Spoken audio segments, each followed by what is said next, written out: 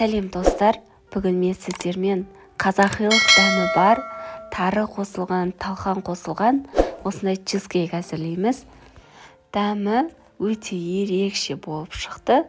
Менің видеоларым ұнап жатса, соңына дейін көріп, лайк басып, өз пікірлеріңізді қалдыруларыңызды ұмытпаңыздар. Ең алдымен 70 грамм тарымызды жақсылап жуып алып, үстіне 80 грамм ыстық сүтімізді құйып, бетін жауып бұқтырып қоямыз. 230 грамм топленый печеньемізді блендердің көмегімен езіп аламыз.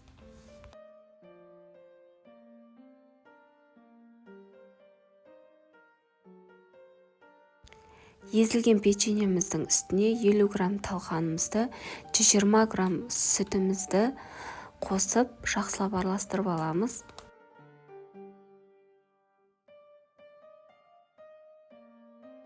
Диаметрі 22 формамыздың астын фольгамен бекітіп алып, дайын болған массамызды тегіс қылып қойып аламыз. Қабырғаларына жасаудың қажеті жоқ, тек қана астына қойып шығамыз.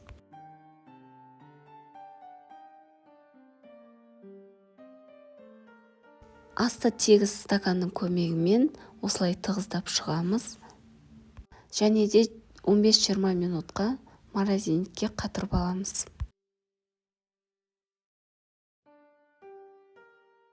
300 грамм творожный сырға 100 грамм творогымызды, 80 грамм қантымызды, 100 грамм сметанамызды, 2 дана жұмыртқамызды қосып, барлығын жақсылап араластырып аламыз. Және үстіне 50 грамм сливкемізді саламыз. Ешқандай миксер қолданудың қажеті жоқ, тек лопатканың көмегімен осылай біртіндеп отырып қосып араластырамыз.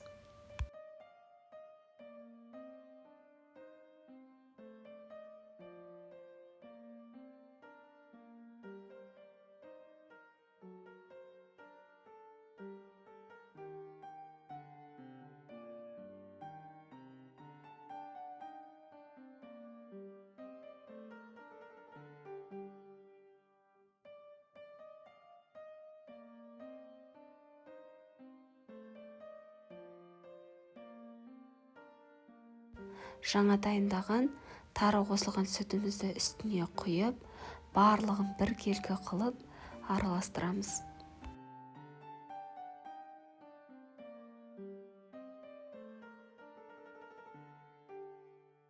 Ең соңында 30 грамм қоюланған сүтімізді, яғни сгущенкамызды қосамыз. Венчиктің көмегімен осылай массамызды араластырып, тестамыздың үстіне құямыз. Осы кезде 170 градуста пешімізді қыздырамыз.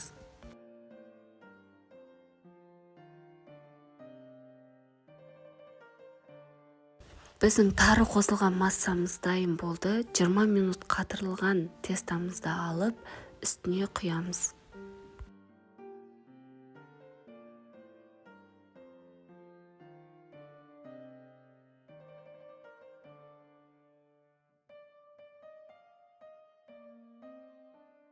Қырық 50 минутта пісіп шыққан чизкейгімізді суытып, холодильникке 1-2 сағатқа қойып қоямыз.